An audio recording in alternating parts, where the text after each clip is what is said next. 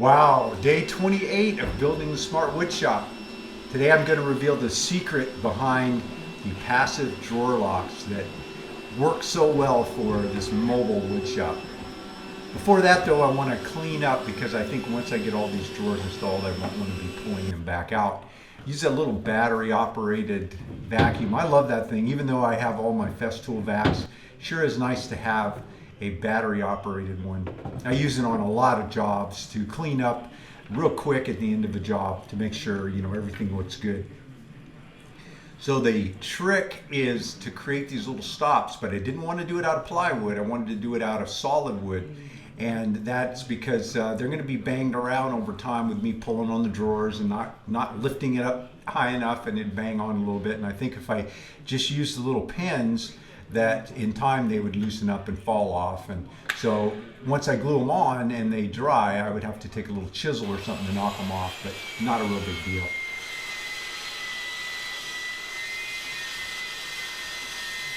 So once I got these little things ripped, I needed to cut pieces about an 1 3/4 inches long. So I have this 20-inch stop, so I just set it at what I want plus 20, and then I didn't want my fingers in there and didn't want it flipping around, so I used my fast caps.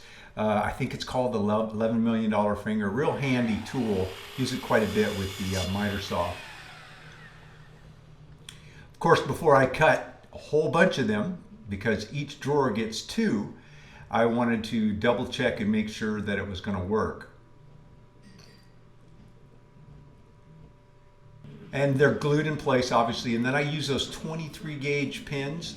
And again, the pins just hold it in place for now, but certainly in an hour or two the glue will be dried up and they'll be permanently in place.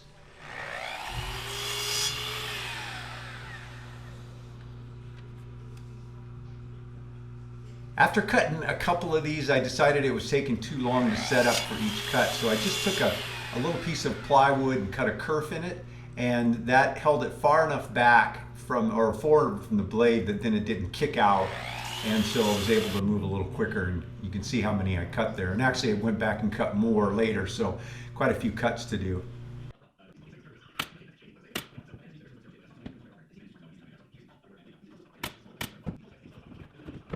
And once the drawers are in, they just drop behind those stops, and you have to lift the drawer just that little bit, and that keeps them from slipping out. And I can attest from real world use, they work very well. I have a little bit of banding going on with the video here. I discovered this, but this happened, I fixed it by changing the frame rate of the video, but obviously I didn't know at that time it was doing that. I showed you those 23 gauge headless pins that I use in quite a bit of my finish work.